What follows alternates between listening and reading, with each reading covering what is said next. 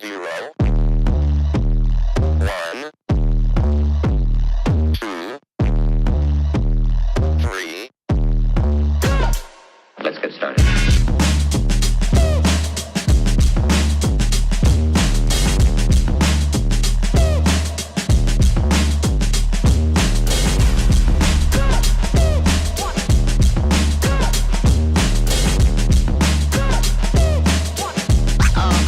Oh, that's real good. Why they stopping me?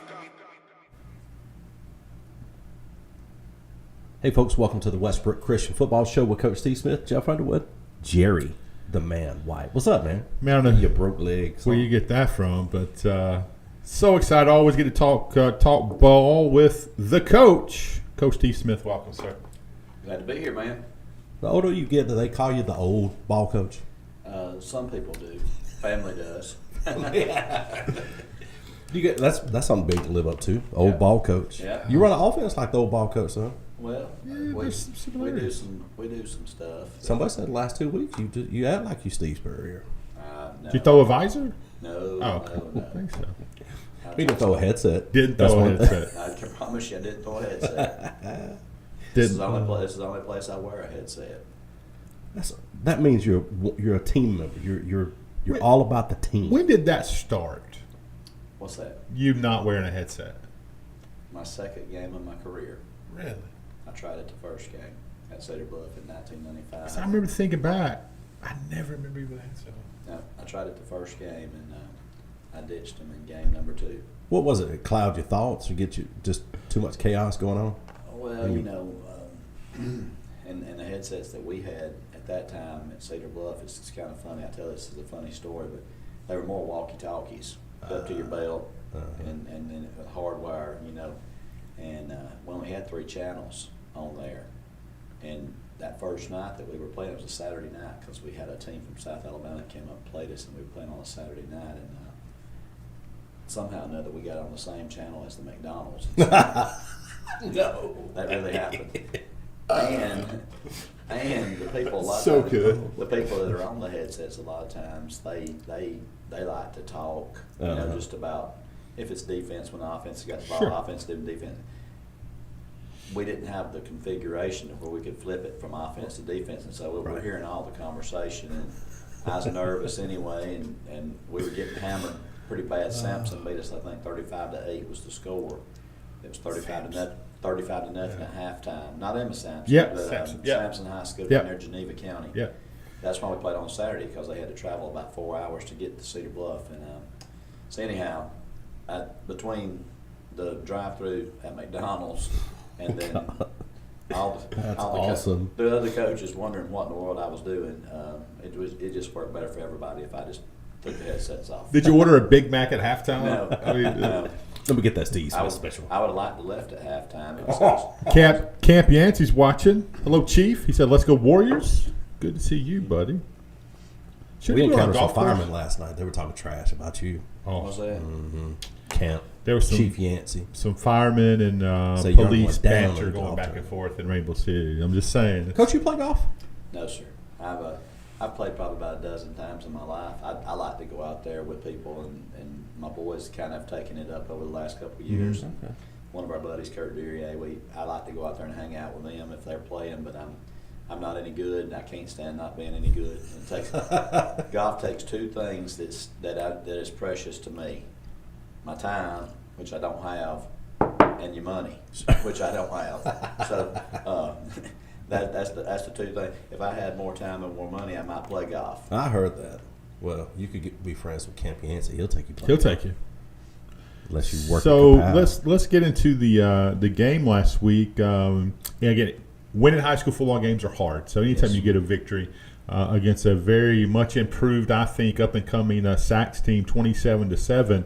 Although from talking during our pre-show, sloppy game. I think that'd be a good way to characterize it. I tell the kids all the time, you never apologize for winning. Amen. Wins are hard to come by, Yep, so yep, you yep. celebrate all your victories.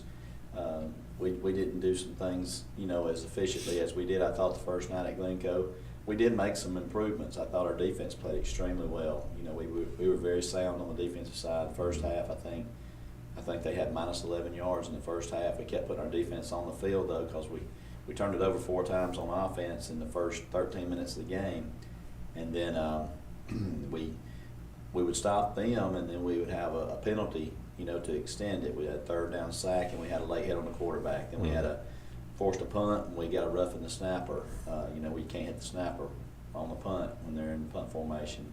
Then we had one drive that they had that we'd stopped them, and we had back-to-back face masks for 15 yards. You know, so I think at halftime we were right at 100 yards in penalties and 4 turnovers. And, you know, most of the time, us old coaches, we equate turnovers and penalties with a lack of discipline. Lack of discipline usually is a lack of leadership. Lack of leadership usually points to the head coach. And so that was the first half that we were fortunate. We were up 9-0 at halftime, but as a coach, I felt like I kind of let them down a little bit because we weren't very disciplined, and we turned it over 4 times, and you know, that's things that you can't do. We were just, again, defense kept us in the game by going out there time after time and getting 3 and out, and you know, we were able to do a little bit better on the offensive side. We didn't turn it over, and I think we had 15 yards in penalties in the second half, most of those being motion or illegal formation type stuff that again, those are uncalled for. They're not, you know, those are not anything that the defense has forced you into. That's just mental errors on our part. So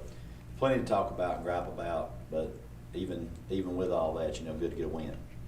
Well, you got two big wins as far as you look at points, right? Yes. And schools, right? Right. You got 2 big wins. So what do you think contributes to 2 back-to-back wins? Like obviously training, coaching, practice, execution. Basically the question is this: how do you keep your team motivated after putting up points like that? You know, I just think we got to always look at it that, again, wins are hard to come by. You never take it for granted. 2 wins does not make the season by any stretch of the imagination. Yeah, sure. You know, the next weeks, or upcoming weeks, we're going to be playing teams that you know, Locust Fork. I don't know if the new poll has come out yet. It has. They're one of the top teams in Class 3A after going to the the quarterfinals last year in 2A. We don't have to have a whole lot of motivation. We're going to a place that they've won 15 of their last 16 ball games. So Coach Adams has done a tremendous job at Locust Fork. He's a Locust Fork alum. He's a guy that takes a lot of pride in that school. I think he told me Sunday night when he and I talked, he's been there for 26 years total. Has he really? And, you know, he's been a head coach, I guess, going into year 4. This maybe. is year 4. And just when you look at the things that's on the social media, the Twitter, their weight room, their facilities, watching games on film that were played at their place, you know, when you see that, you see how clean the field is. You see how good the weight room and all looks. You just see somebody that takes a lot of pride in what they're doing. I'd heard a lot of good things about their quarterback, who's returning senior this year. I think he was a finalist maybe for the 2A back of the year last year.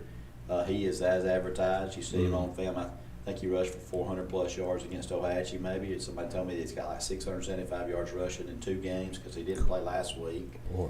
And 200 or 300 yards passing. So he's right at averaging about 500 yards a game of total offense. And then they've got a really good running back. They've got big physical linemen. They've got good receivers. Defensively, they fly the ball. Just everything that you see when you put the tape on with them, you see a very well-coached team and a group of kids that are playing with confidence. I've never, in 32 years, I've never played at Locust Fork, never played against Locust Fork. And I can remember from way back in the days of just seeing them on film. You know, they weren't anybody that you really looked at as a football power, but the job that he has done there, they are a legitimate contender in Class 3A this year. Yeah. And it's going to take good teams to beat them, and obviously for us to go up there and have a chance on Friday night, we're going to have to play our best, and that's a chip spot in May, you know. But it's a really, really good football team coming up this coming Friday night. You guys been real stingy the last 2 weeks on defense, right? And you got a team you're getting ready to play that's averaging 47 points a game. And that's you know, I put it this way: when you watch them on film, we haven't seen them punt. They played 3 games and hadn't seen them punt, so they're an offensive juggernaut. Yeah. They do a really good job. Number 4, like I said, the quarterback, he does a great job with the ball in his hands, but he also does a great job of facilitating other guys out there and getting the right people the ball at the right times, right place. They got 6'5" receiver that they throw that thing up to. Sometimes he just goes down and rebounds it. You know, he's a top-notch basketball player. From what I understand, they got him out to play, and it's just a team that plays the game the right way. You can tell that they're very well coached, they're disciplined, they do their jobs, and you know, again, it'll be a fun night for sure when we go up there. I really like our guys. I talk about the other teams a lot, you know, but I'm really proud of our guys, the progress that we're making. We still got a long way to go to get to where we want to be at, but I'm excited about the opportunity for us to go and play in this environment. There's going to be a packed house at Locust Fork. Our people are going to travel tremendously, and it'll be a fun Friday night. Yep. Well, normally the things you were saying could be hyperbole, coaches being respectful. You mean every word of what you just said. This is an amazing football team. Right. Again, they lost to Fife in the playoffs last year in 2A, like 63-33. But it was a much closer game than that. They are on fire this year. Really great program. And Coach Adams, 25-12 over. So this is his fourth year, so a couple games into fourth year. The polls did come out, and they're ranked number 12, which I think is low. I don't think maybe getting enough respect from just bumping up. And Westbrook came in at number 17. So top 20 matchup here is incredible. And only other team ranked in your region, I say only other team, there's 3 teams in your region that are ranked right now, which is crazy. Piedmont is number 5 in the news. So that's we'll talk more about the region as we get into it. But if you play Westbrook ball, it really doesn't matter the opponent, right? If you play Westbrook football, Steve Smith football, you're one of the most competitive people I know.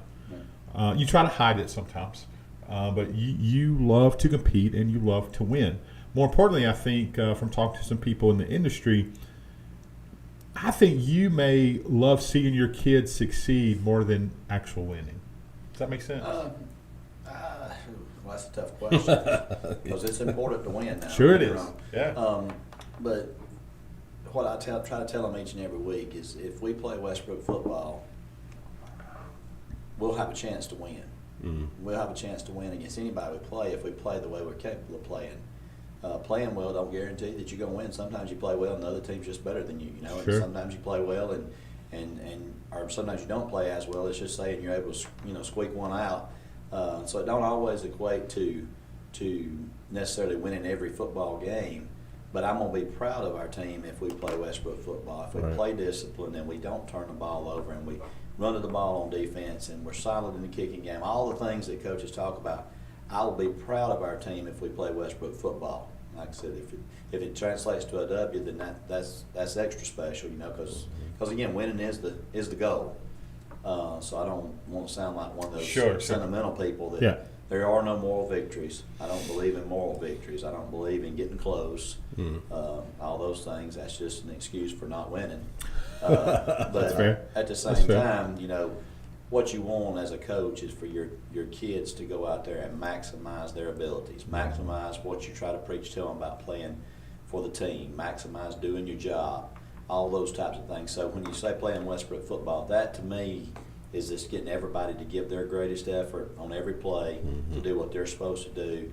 And at the end of the night, there'll be a score on the board, and you hope that you got more points than the other team. But that's what we strive for each and every week, is for people just to have complete buy-in and do their part to make the team be successful. So what's the key to, you hear words intensity all the time, right? So what's the key of maintaining intensity week in, week out? Because you're dealing with high school kids, right? Yeah, it has to be a lot of self-motivation. And I think a lot of times it's easy to throw words up in the locker room and just throw, it sounds good and give the speeches and all that stuff. But there has to be, in my opinion, the necessary ingredient, there has to be something inside that kid for them to want to be successful. And it's their own standard, But my favorite word probably is consistency, because, it's not hard to be up when things are going good or be down when things are not going so good. But you can build programs with people that are consistent in their effort, their work ethic. Don't confuse work ethic, with commitment, because you can have a good work ethic, but it don't necessarily mean you're committed to what's going on, because sometimes you may have an external motivation there. I use the example a lot of times about playing for your school or playing for your future. Mm-hmm. You know, there's a lot of kids that have a great work ethic because they're motivated by their future.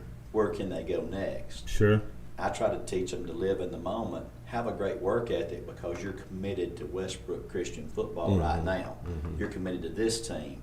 And I think sometimes that's where you see some wedges in programs because you got people that they're going to do their workouts, they're going to put their time in, but they're doing it for a different, they got a different motivation than what it might be. And that's something that I'm very proud of. I think the kids that we've got in our locker room, every one of them that are working their butts off, they're motivated to do their best, and their motivation is to be their best for Westbrook Christian.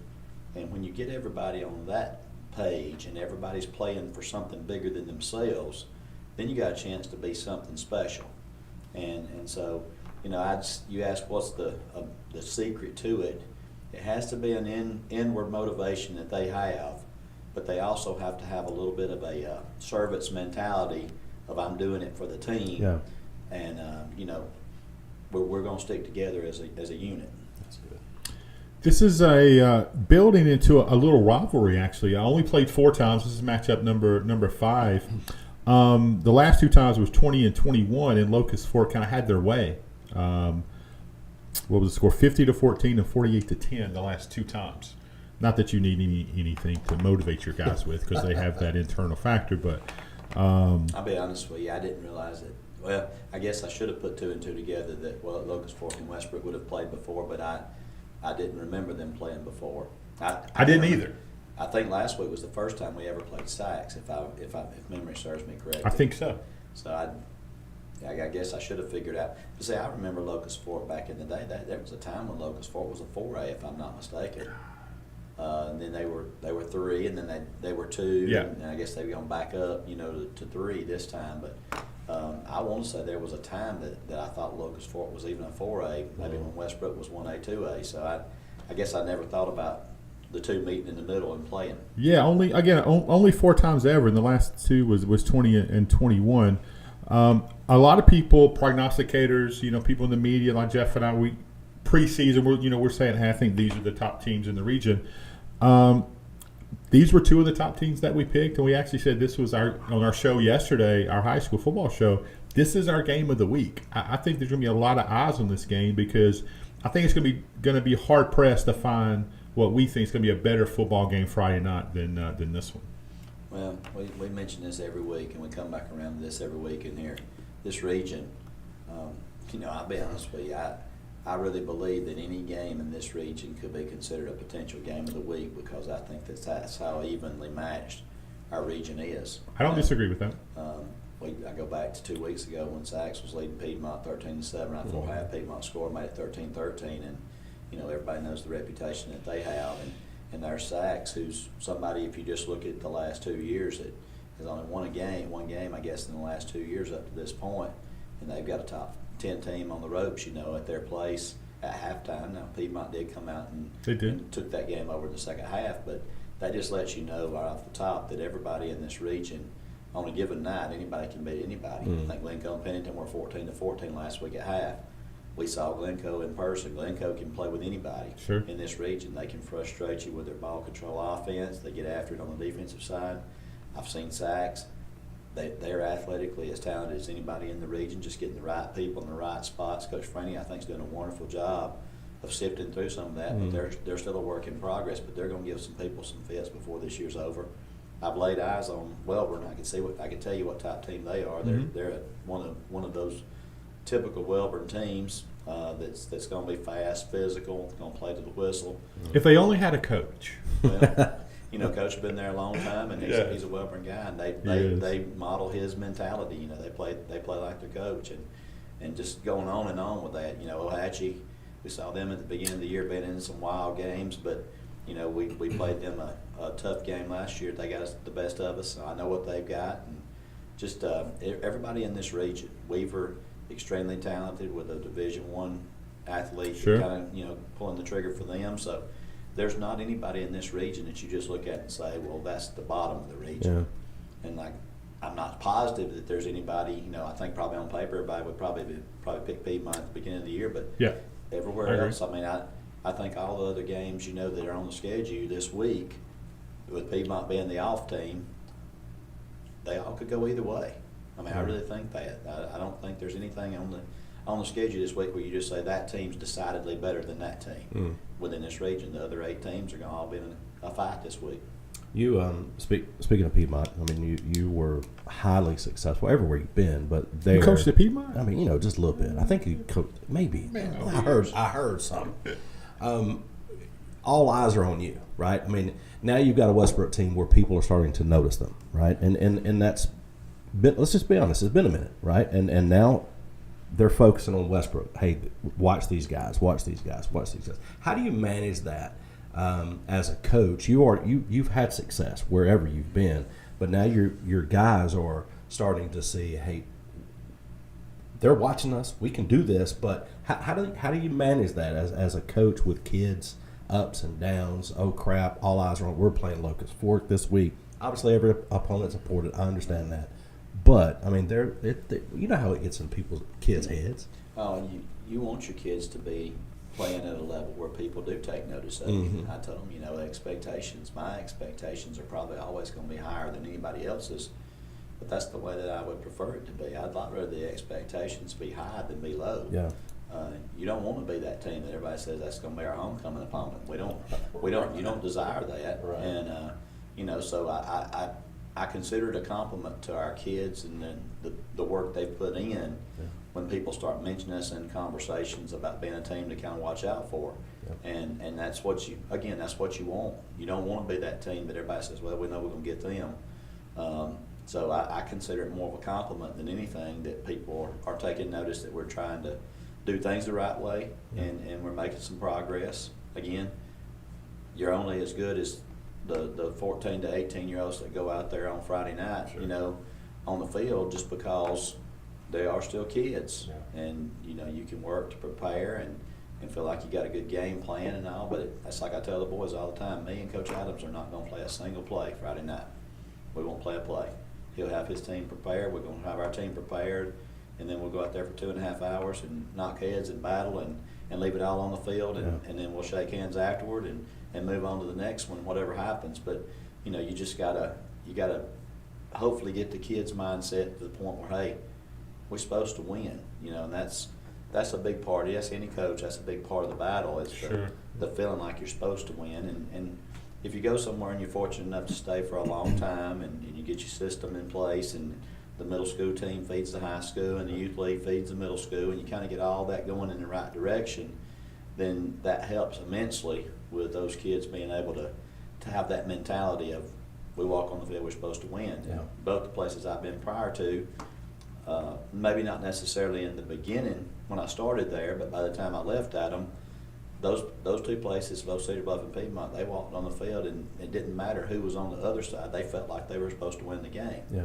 And I feel like we're making progress that way at Westbrook. I feel like our kids really started to buy in to hey, if we go out and do what we're supposed to do, then we're supposed to win the game. And that's what you want on the thing. And I know for Coach Adams, it was a curve there at Locust Fork because they hadn't been really successful prior to his arrival as head coach. He'd been there as an assistant and former player and all that, but they're achieving unprecedented success here over these last 16 games. 15 and won their last 16.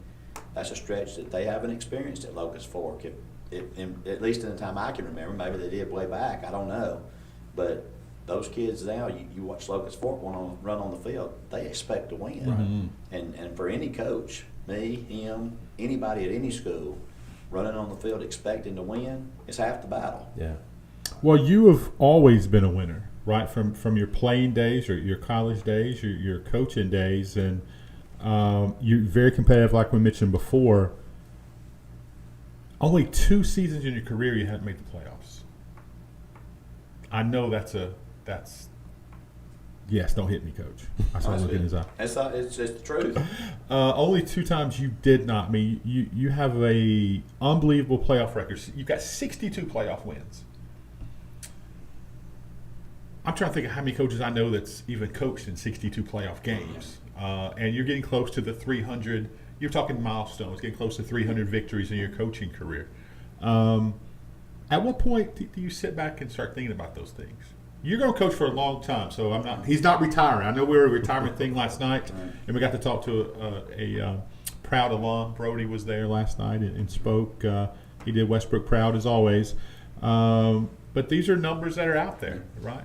Well, I think you reflect back on that stuff maybe when it's over. I don't really dwell on that a whole lot right now when we're in the moment. I realistically, it's not just coach talk. I mean, I'm only concerned with trying to find a way to beat Locust Fork this Friday. I mean, I know that you don't like to hear coach speak with one game at a time and all that, but well, it should be, I guess. Yeah. Well, but the thing is, it fits into the mindset that I'm about, and I hope to be able to convey to our players is you're not guaranteed anything. We're not guaranteed to play next Friday night. In fact, we're not. This is Wednesday. We're not guaranteed to play this Friday night. Right. So you just got to take care of the things that are immediately in front of you, and all I really want our guys to think about, and all I'm thinking about, and our coaches are thinking about, is trying to come up with a plan to be able to go out and get a win Friday night at Locust Fork. But I can tell you this.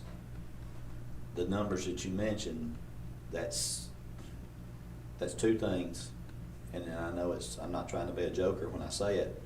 Number one, you have to do it for a long time. Sure. And I've been fortunate to be able to do it for a long time. I got an early start because I'm not near as old probably as many people think I ought to be, but but I got started at an early age as a head coach. I was 24 when I was named the head coach at Cedar Bluff. 25 before I coached my first game. So young and dumb. Did not know what I was doing. Probably did not deserve to be out there at that time. But Bobby Mintz, which Brian Mintz's younger brother, he was my principal, took a chance on me, and then gave me a second chance after I flopped that first year, doing some pretty stupid stuff. That's one thing, doing it for a long time. But the bigger thing that any coach that has a lot of things that have accumulated, that their name has a star by it or whatever. Great players, loyal assistant coaches, and I've been fortunate to coach in places that had a rabid fan base for athletics as a whole, but particularly football. And so when you've got that recipe, when you've got the support of your administration, faculty, student body, community, booster clubs, and you got terrific players that will run through the wall for you, try to do everything you ask them to do, and then loyal coaches that they're going to have you back on Saturday morning at Jack's whenever you lose on Friday night, making a bad play call. And I tell people I've probably contributed to more of the losses with my decisions than I have the wins. I doubt that. Just, you remember the negative stuff a lot more, but just having those coaches that I've been blessed to work with over the years and have now at Westbrook, that, it's a pretty tight brotherhood in the coaching circles because you got to stick together, and those people just believing in what you're trying to do and doing their part to try to implement that big plan with the team. Just been very fortunate and grateful for the help I've had over the years. Yeah, well, Jeff and I get we love high school football, right? We truly love it, and to be able to talk and get to know you better and know how you think. When we hang up the headsets, some may wish sooner than later, that, us reminiscing and talking, down the road, and you moved to one of our favorite people strictly from talking ball. Yeah. I mean, strictly from talking ball. Yes, we appreciate you as a Christian man, a leader of young people who always focus on God first. Okay, that didn't hurt none. But the fact you put that in with how you live your life and how you truly care about the ones around you, not only the kids, the coaches, your administrator, and we're very, very proud to be a small part of just being able to talk to you on a weekly basis, Coach. We seriously mean that. Well, I'm thankful for the opportunity, and I'm glad to get to be a representative of Westbrook Christian School, because we've got a gold mine at Westbrook, and you guys probably got a little bit more insight on it than most, but terrific community, terrific support. Rainbow City, Mayor Taylor, the people that have adopted that school, so to speak. Yeah, yeah. And I shared a picture on my one social media platform, Twitter, that was made from our ball game this past Friday night. Yeah. We got a pretty good size home side, and the place was packed. We're being intentional about trying to create a football atmosphere there. Smart. Student section, band now that we have, Miss Barnes doing a terrific job with them. That's cool. The cheerleaders and all their preps and stuff that they do, and then just getting the crowd into the game, and trying to create an atmosphere where you have a home field type advantage. Just a lot of people had a lot to do with this past Friday night, and it was really cool. We had a junior high game on Monday night, had a lot of success there. Tuesday night, last night, we're bringing back our 5th and 6th grade Pee Wee team, and they're going to play on Tuesday nights, and so they're playing at home the next 7 Tuesday nights after last night. So Rob, yeah. We heard about that game. Yeah, Rob McHugh, one of our coaches, he's spearheading our FCA flag football. It's going into, I think, year 3 or 4. That's pretty cool, by the way. And Coach McHugh does a great job with that. That's going to be Thursday night. So this week at Westbrook, starting last Friday night, you had a varsity game with Sachs. You had a junior high game on Monday night, JV behind them with Jacksonville, Rainbow City last night, and a 5th and 6th grade Pee Wee game. We'll practice and go to church tonight. Thursday night, you got FCA flag football there in the stadium. Basically, we've had some football going on, game or practice every day except Sunday. And it's just fun to watch a lot of those kids running around out there playing football and wearing a Westbrook jersey. We heard a rumor last night when we were at the venue doing an event for the Salvation Army that there's some young quarterback named Croyle. That's what we heard. Tossing the ball around over there. That's what we heard. Making some interceptions too. He did. He talked about more about the interceptions than what his son threw. Well, because he's used to those. Well, Sorry, my bad. That's on me. hey, back off.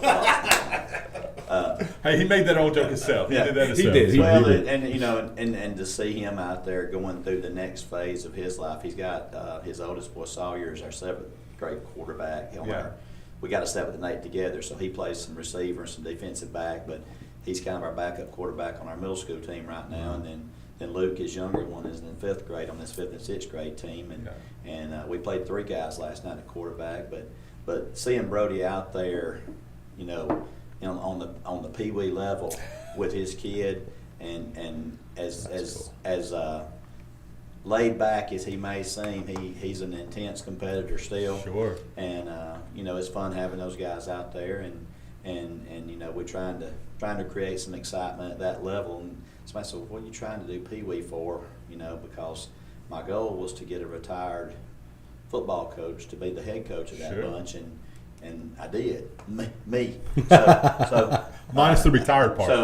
So anyhow, but I got some great help out there helping me with that Yeah. little group as well. Got 4 guys that are back for year 2 working with our middle school, and Matt Brown and Tristan Scripps, Coach Wester, and then my son Sean. So we've got a lot of guys that are investing a lot of time into the football program at Westbrook. They're all great men, number one. A lot of knowledgeable guys out there with football that are teaching them. But just, I said the main reason last year, my first year there, I didn't think a lot about youth football. I was so one-track mind on trying to get going with varsity football. But I would see on Fridays when we'd have pep rallies, these kids from the elementary school would be wearing their jerseys, which I think are cool. Yeah. But they were wearing jerseys for people that wasn't Westbrook. And I'm like, why you got that jersey? Well, Coach, that's who I play for on the youth league. Well, we didn't have a team. I think we had kids at Westbrook last year that were playing for 7 different places in youth league. And so I said, if we got that much interest, why don't we just have our own 5th and 6th grade? We don't have the B team and the C team, to be on Saturday mornings in the league. So we're playing on Tuesday nights, and we're playing some people.